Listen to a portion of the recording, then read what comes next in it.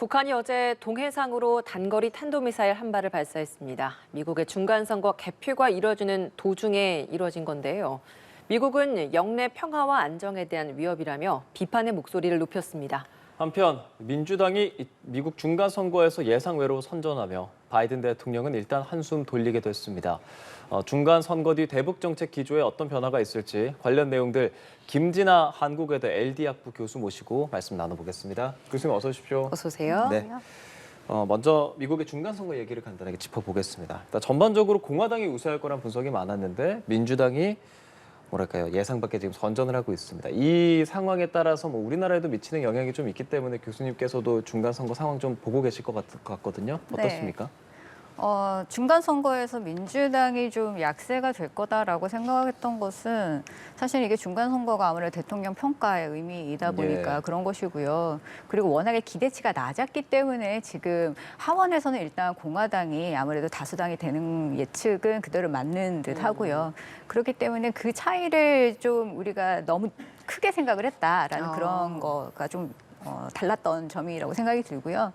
아무래도 바이든 대통령의 국정 운영에 대한 지지율이 한 40% 정도밖에 안 됐었고 이것은 대통령들의 중간 평가를 비교를 해볼 때 두 번째로 낮은 수준이에요. 그렇기 때문에 지지율이 별로 높지 않은 상황에선 당연히 선거 결과도 그렇게 좋지만은 않았을 거는 우리가 예상을 할 수 있었던 부분이고요. 아무래도 대선까지 이게 영향을 줄 수 있다가 보니까 양당 체제가 지금 아주 견제 구도로 갈 수밖에 없는 것이고 그러면은 아무래도 그 아주 중요한 국내 이슈가 계속적으로 민감하게 다뤄질 수밖에 없고 관심을 받을 수밖에 없다라는 그런 걸 생각을 해볼 수가 있을 것 같습니다. 공화당 같은 경우는 대외 정책 같은 경우에는 대외 지출을 조금 줄이고 싶어하는 그런 경향은 있지만 그래도 중국에 대해서는 오히려 지금 올라와 있는 법안들을 보면은 훨씬 더 강경하게 밀어붙이고 있는 게 공화당이에요. 그렇죠. 예, 그리고 거의 대부분의 법안들은 다 초당적으로 지금 하고 있기 때문에 큰 방향성에 있어서는 다르지 않을 거라고 봅니다. 그러면 과연 대북 관련된 정책 기조에는 어떤 영향을 미칠 것인가라는 것도 저희는 사실 궁금합니다. 공화당이 하원을 탈환했기 때문에 아무래도 좀 변화가 생길까라는 부분이 궁금해지거든요. 어떻게 전망하십니까? 아무래도 북한 문제와 관련해서 어떤 법안들이 지금 계류 중인가를 좀 볼 필요가 있을 것 같아요. 한반도 평화법 같은 경우에는 북한 여행을 좀 제한을 해왔는데 이런 거를 풀어달라라는 그런 내용들이 들어와 있고요. 그리고 오토 원비어법 같은 경우에는 상원에서만 일단 통과가 되어 있는데 이게 또 다시 또 논의가 될 수밖에 없는 그런 상황이고 대북 방송을 좀 더 확대해야 된다 이런 부분들이 들어가 있어요. 그리고 북미 이산가족 관계법 이런 것도 있고요. 그리고 대북 인도주의 지원법 같은 경우에는 비정부 단체에 대한 여러 가지 면제를 조금 더 확대해서 허락을 해줘야 된다라는 그런 게 있고 그리고 아무래도 가장 영향력 있게 밀어붙일 수밖에 없는 게 북한 인권 재승인법이라고 있습니다. 이것은 이제 영김 하원 의원 그리고 루비오 상원 의원이 같이 이제 밀어붙이고 있는 그런 중요한 법안이기 때문에 아마 선거 이후에 또다시 아주 본격적으로 논의될 가능성이 있어 보입니다. 네. 대북 얘기를 하니까 김정은 위원장이랑 과거에 미국 트럼프 대통령이랑 이렇게 만났던 상황도 좀 생각이 나기도 하는데 지금 중간 선거를 계기로 트럼프 전 대통령이 어느 정도 좀 존재감을 드러내려고 하는 상황인데 북한은 그런 상황을 어떻게 바라보고 있을지도 궁금하거든요. 글쎄요, 대북 정책 같은 경우에는 미국이 변수였다기보다는 저는 북한이 변수였다라고 봅니다. 그리고 지금 대화가 안 되는 것도 결국에는 대화에 북한이 별로 관심이 없어 하는 상황이기 때문에 결국에는 북한이 어떤 태도로 나오는가가 중요할 것이고 만약에 대화 국면이라고 한다면 어떻게 접근할 것인가에 대해서 민주공화당이 그 방법적인 부분을 가지고 싸울 수는 있지만 아직 대화가 시작되지 않았기 때문에 이슈가 되는 부분이 없기는 해요. 그리고 아무래도 앞으로 관심을 받을 수밖에 없는 거는 인권 문제 이런 부분일 것이고 공화당은 북한 인권 부분에 있어서 훨씬 더 많은 관심을 가지고 있으면서 특히 북한 인권 대사 지금 공석 중에 있거든요. 그래서 빨리 지명해라라는 그런 부분들을 분명히 얘기를 할 거고요. 트럼프 대통령과 관련해 가지고 과연 어떤 기대치가 있을 것인가는 좀 의문이에요. 왜냐하면 북한은 계속적으로 요즘 주장을 하는 것이 미국에서는 대통령이 바뀌어도 미국은 변하지 않는다라는 부분을 아주 오랫동안 얘기를 해왔습니다. 그렇기 때문에 미국 제국주의의 불변성 이것을 굉장히 강조를 하고 있고 과연 글쎄요 트럼프 전 대통령이 다시 돌아왔을 때 뭐 영향력을 미친다고 해가지고 북한이 또 거기에 호응을 할 것인가. 한번 실패한 그런 외교 전력이 있기 때문에 더욱더 신중할 수밖에 없다라는 그런 부분도 같이 생각해야 될 것 같고요. 그렇죠. 그러니까 이제 대화를 한 정부도 트럼프 정부지만 대화를 하고 나서 실패도 경험한 정부가 트럼프 정부 때이기 때문에 과연 북한이 이걸 어떻게 받아들일까가 사실 저희는 굉장히 궁금해요. 그래서 어떤 움직임을 하지 않을까라는 그 차원에서 이제 15일 날 트럼프 대통령이 중대 발표를 하겠다, 중대 선언하겠다라고 얘기를 했으니 중간 선거 그 시점을 앞두고 핵실험 이야기가 나왔으니까 이게 지금 지나간 타이밍이다 보니까 또 그 기점을 또 15일로 바라보는 시각도 있더라고요. 핵실험 가능성 어떻게 예상하십니까? 15일 전으로. 저는 핵실험 같은 경우에는 뭐 정무적인 판단도 중요하지만 이것은 또 기술적으로 필요하다면 언제든지 판단을 해서 할 수 있다라는 생각이 들어요. 신형 ICBM 같은 경우에는 지금 탄두 부위가 바뀌었어요. 그러면 그 안에 여러 개의 탄두가 들어가야 된다는 것이고 새로운 유형의 탄두를 계속 개발을 하면서 테스트를 어쨌든 해야 된다라는 네. 그런 기술적인 필요성이 분명히 있는 것이고요. 그리고 또 하나 북한이 요즘 강조하고 있는 것이 전술핵 사용과 관련한 여러 가지 작전 계획을 준비를 하고 있다는 부분을 강조를 했잖아요. 이 전술핵이라는 것은 그만큼 소형화를 시켜야 돼요. 그리고 ICBM에 탑재하는 뭐 전략 핵과는 좀 전술핵이 다른 게 정확성이 또 중요하거든요. 네. 그렇기 때문에 이거를 계속 그 성능을 개선시키는 테스트가 분명히 필요할 텐데 그러면 어떤 순간이든 일단은 테스트는 분명히 해야 될 수 있다. 그리고 그 판단을 과연 미국의 정치적인 일정에 맞출 것인지 아니면 북한이 판단하기에 정말 핵실험은 중요한 카드이거든요. 맨 마지막에 정말 중요할 때 써야 되기 때문에 이것을 그냥 아무렇게나 쓰지는 않을 것 같아요. 그래서 국내적인 부분, 국외적인 부분 이 모든 조건들이 조금 일치하는 어느 시점이 되지 않을까라는 생각이 듭니다. 그래서 15일 전에 이제 그걸 기점으로 하기는 사실 좀 가능성이 낮다 이렇게 예상을 하시는 거네요. 네, 비용 대 효과를 생각했을 때 네. 글쎄 효과는 뭔가 이제 기대를 받고 관심을 받을 예. 수는 있겠지만 과연 지금 상황에서 중국과 러시아도 사실 미사일 부분에 대해서 대응을 하는 거하고 핵에 대해서 대응하는 건 또 다르거든요. 네. 미사일은 이 지역의 국가들이 다 미사일 개발을 하고 있으니까 용인을 하는 부분이긴 하지만 핵 같은 경우에는 핵을 가지는 것은 절대로 거부를 하고 있기 때문에 유엔 안보리 차원에서도 협조를 할 수밖에 없는 것이고 그런 여러 가지 비용들을 생각했을 때 단순히 트럼프 대통령의 어떠한 선언 때문에 그거를 그 카드를 쓴다는 건 조금 비용 대 효과 차원에서는 조금 생각해 볼 여지가 있습니다. 이제 공화당은 현재 바이든 정부에서 하고 있는 대북적인 정책에 대해서 다소 뭐 나약하다거나 이런 류의 비판을 하고 있기는 하죠. 나약하다라는 비판을 하기보다는 조금 글쎄요. 뭔가 진전이 없는 상황에 대해서 아무래도 불만이 있을 수밖에 없는 것이고요. 그리고 지금 북한과 관련해서 아까도 말씀드렸듯이 공화당 쪽에서 생각하는 것은 아무래도 전폭적인 어떠한 압력이라든지 그리고 인권 문제를 포함해서 여러 가지 전반적인 것들, 이슈들을 다 다뤄야 된다라는 부분들을 강조를 하는 것으로 우리가 예상을 할 수가 있고요.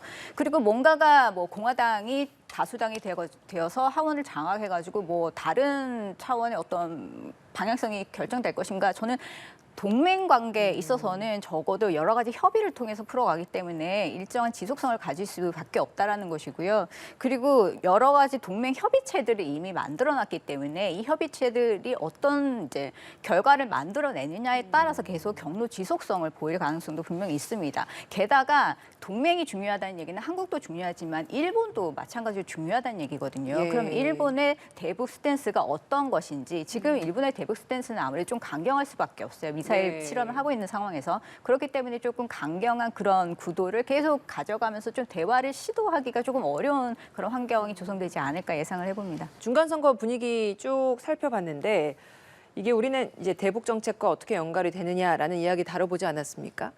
이런 와중에 이제 어제 북한에서 탄도미사일 한 발을 발사했습니다. 네. 이게 중간 선거 개표 시점이다 보니까 미국에게 어떤 보내는 작은 한마디지 않았을까? 이런 예측을 하는 분들도 많고 한데 교수님 어떻게 분석하십니까?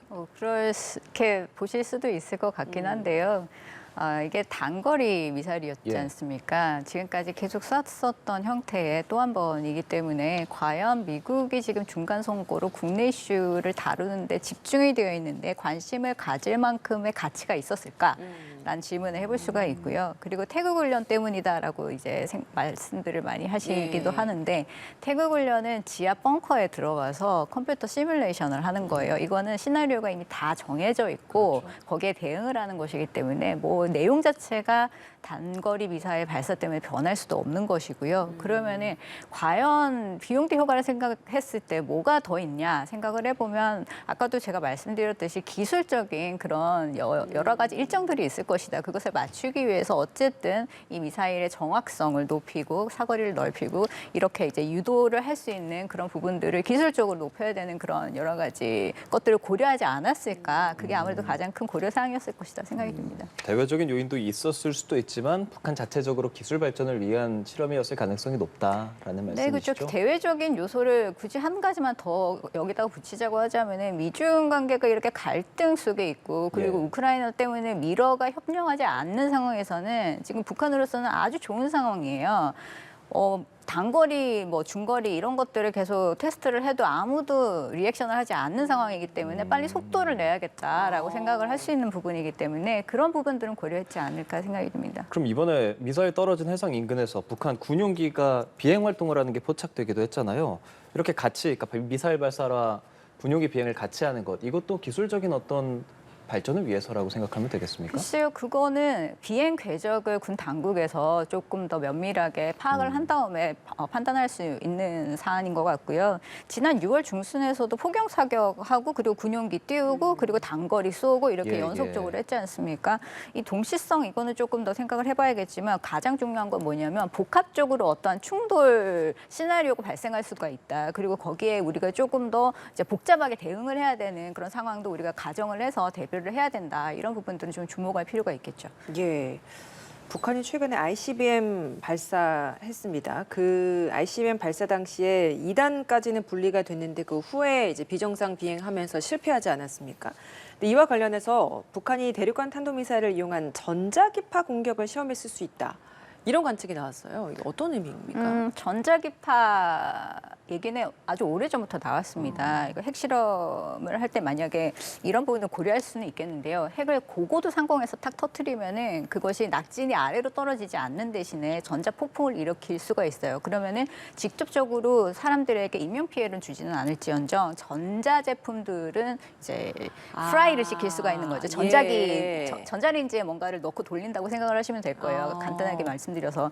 이렇기 때문에 전자장비가 오작동한다는 것은 한국과 미국 같은 경우에는 지휘 통제 시스템을 다 전자 시스템에 통신장애를 네. 일으키려는 취지라는 그렇죠. 거죠. 네, 거기에 다 의존을 하고 있기 때문에 대응할 수 있는 체계에 상당히 무리가 간다라는 부분들이 있습니다. 중국도 그런데 러시아도 만약에 이런 EMP탄을 공격을 시도를 하게 되면 사실 피해를 볼 수가 있어요. 그래서 그 주변국들을 생각했을 때 북한이 아무렇게나 쓸 수 있는 그런 옵션은 분명히 아닐 것이고요.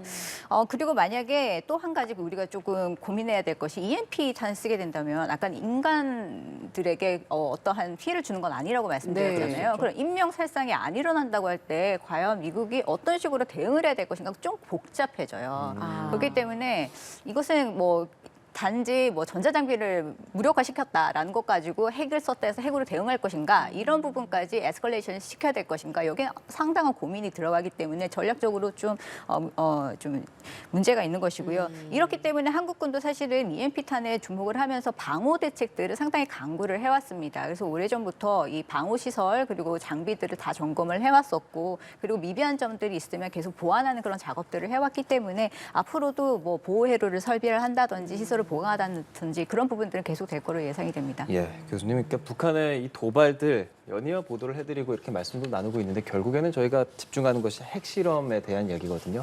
북한이 핵실험 준비는 마쳤는데 대외적으로 가장 큰 영향력을 미칠 수 있는 그 시기를 조율하고 있고 지켜보고 있다. 이런 분석들이 상당히 많고요.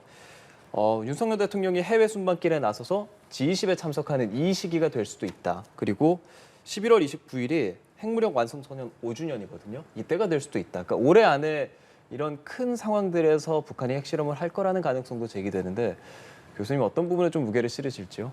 네, 저는 아직까지도 생각하는 게 핵은 굉장히 가치 있게 여길 만한 그런 카드다, 외교적인 제일 마지막에 카드다. 할 것이다. 네, 제일 마지막에 할 것이다라는 생각이 들고요. 그리고 과연 아세안 정상회의 아세안 플러스 3거든요. 예, 그러면은 한중 일도 간다는 얘기예요. 그러면은 중국과 한국이 같이 만나는 자리이고 뭔가 대화를 하고 있을 텐데 중국을 자극하려고 북한이 과연 중대한 도발을 이 시기에 할 것인가 그 부분을 한번 생각해 봐야 되고요. 그리고 만약에 중요한 모임 다자 회의를 하고 있는 중에 만약에 도발을 한다. 그러면 어떤 일이 일어나냐면요. 이 문제가 아젠다로 상정이 돼서 어쨌든 예상치 못하게 논의를 하게 되고 나중에 그러게요. 성명서든 어떠한 형태로 이 문제를 비판하는 형식의 예. 표현들이 들어갈 수밖에 없어요. 그러면은 국제적으로 다시 한번 스스로를 고립시키는 그런 효과를 예상치 않았지만 또 얻게 되는 그런 부분이 있기 때문에 이런 부분을 다 고려를 하지 않을까라는 생각이 듭니다.